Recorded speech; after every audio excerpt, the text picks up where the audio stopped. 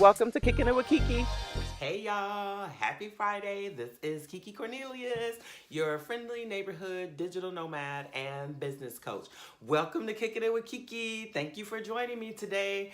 Today I'm going to talk about, I was going to talk about money issues and blocks for this final episode of season 2 of Kicking It with KeeKee. So I'll be back. This is like a plug. I'll be back in August with new episodes. So stay tuned. So I was going to talk about the fact that I had money blocks or issues or fears around money still. I'm going to touch that briefly because I know I told a couple of you about it. I had last month, April was a 20K, over 20K month for me. And in that month, when I was going through like getting it, like by the 5th of the month, I had almost $9,000, $8,991 in sales, right? It freaked me out. Do you hear me? It freaked me out. I was like, oh my fucking goodness. I have a $24,000 per month goal to run my business and live on vacation and keep my husband semi-retired the way we do now and the way we live. So to maintain this lifestyle, 24K. I'm just going to be honest. So almost 9,000 by the 5th of the month. And I'm like, oh my God. So then I hit 23,991. And let me tell you, $9 shy of a revenue goal, right? And I was literally afraid to talk to anyone about it. I didn't want to tell anyone. It was like I wanted to keep it a secret. I don't know why. Maybe it's because growing up, money was not something that we talked about a lot. I guess I really am going to talk about this. I thought I was going to talk about something else, but let's talk about this. Growing up, money wasn't something that we talked about a lot. Like, before my father and my mother broke up, split up, money was in abundance. My dad, it was in abundance, okay? So as children, we didn't necessarily know what it meant to be poor or without until my mother had to do it on her own. She was a single mother. And our money stories, or her money story, was that it doesn't take that much. We went to church, and through church it was reinforced that money was the root to all evil. Crazy, right? Or the love of money was the root to all evil. I don't know how you can cannot love something or a piece of paper, right? Money is a piece of paper now. It's just damn zeros and numbers on the internet, right? Barely exists. But how can something be so that can do so much good in the world? Let's think about this. How can something that can do so much good in the world, like we can live barely in this world without money. So how can loving something that can help you provide for your family, leave a legacy for your children and your grandchildren, give you a life that you're not worried about housing, food, shelter, you're not worried about, you can donate to your favorite charities. So what's wrong with loving money? I mean, really, why do we teach that? So we learned to not, I learned really early that money comes and goes quickly. It comes and goes quickly. And sometimes it's scarce when there are not other people around to make up the difference. So that is coming from maybe my childhood thinking. Let's think I was 11 when my mother and my father split up. So remember I told you money was in abundance when my mother and my father were together. There were no money issues. I mean, my little sister in preschool got a 10-speed bike when I got mine in the first grade because I got mine. That's just how my father was. He didn't separate us. He didn't do anything until him and my mother split. So when him and my mother split, we learned how, money didn't grow on trees. That's what we were taught. And it actually fucking does. That's a lie. Money grows on trees. If we didn't have trees, they couldn't print the damn paper to print the money. So that is a total fucking farce. I don't even know why we started that lie. Money, it's like, okay, so the money issues, all of this stuff. built up to me getting $9 shy of my goal and being afraid to talk to someone about it. My husband and I paid off an $8,000 debt last month. That was,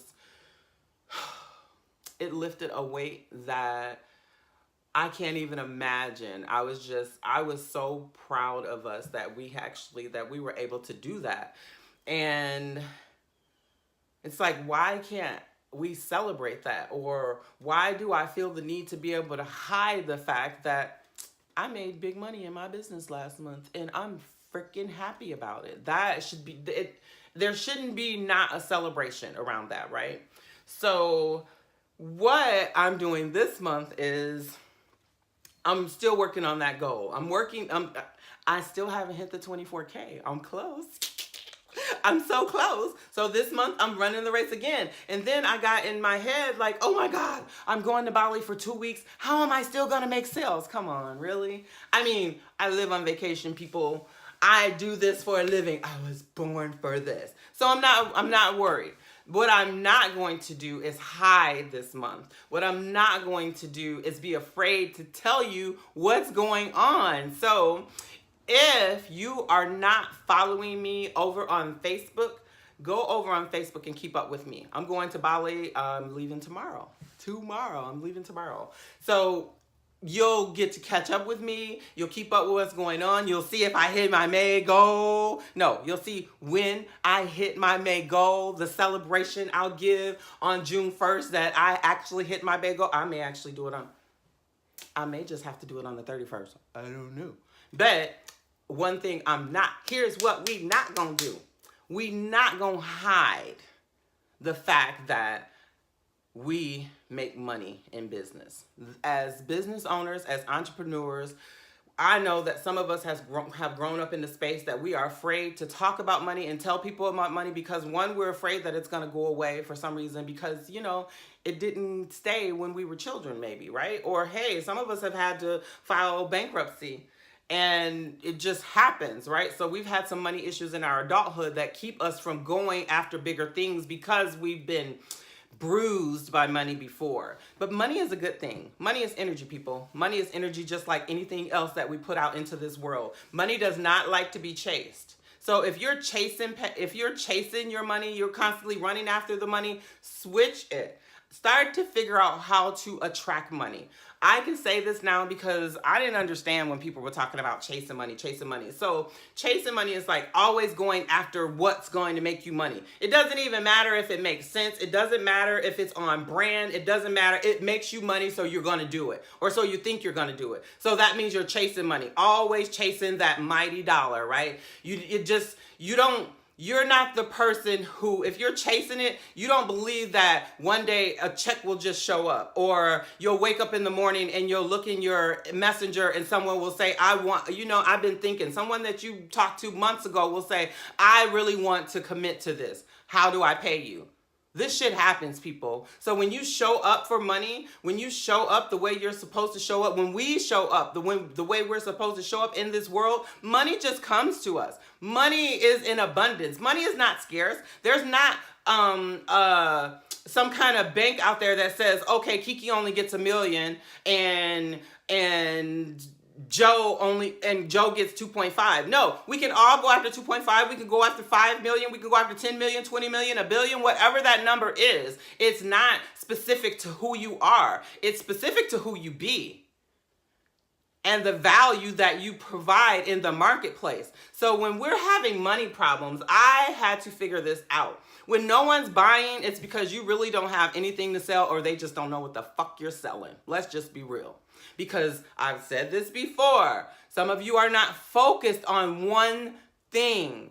It's like, find one thing that you're good at, make it your bitch and sell it till it won't sell no more.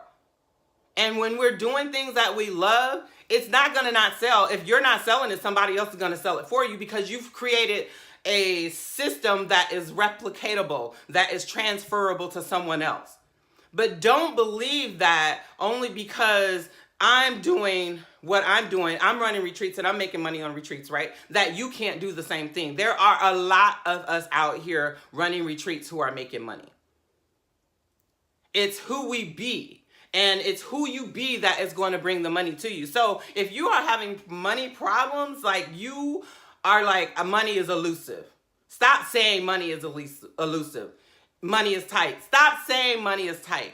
Change your words. Change your mind. If you think in a constant state of brokenness, if everything you have to purchase, you need the price of it before you can purchase it, then you have mindset money problems.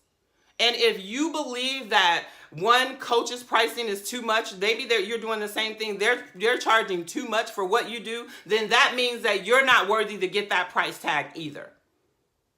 And if you haven't paid the price tag for what you're offering or for coaching or services, then sometimes that's the problem too, because you haven't invested enough in yourself so that people can say, ooh, I want to invest in her or him because they invest in themselves. You can't be a freebie seeker wanting everyone to pay you and be mad that anyone ever wants from you is a freebie. Excuse me. That's because the freebie is all you be. You have to come out of freebie zone for your clients to see you. If you're all clouded in freebie zone, then what are you getting? So I'm going to tell you to invest in yourself. It's not a shameless plug because I'm in the business coaching industry. It's because I know it works. I have invested in myself since the beginning. Bad coaches, good coaches, excellent, amazing coaches, outstanding, incredible coaches. They're all out there. And even from the bad coach, I learned how to be a better coach. So this is KeeKee saying sayonara for this season, season 2 of Kicking It with KeeKee. Stay tuned for season 3 coming back in August. And have you really not subscribed to this YouTube channel yet? If you haven't, can you please put me a note down there to say why you haven't? You get an email that says KeeKee just dropped a new episode. Go on over there and check it out. Come on over here. Kick it with me. Kick it with me. Go ahead and subscribe. This is KeeKee Cornelia signing out saying, go get that money, y'all. Go get that money.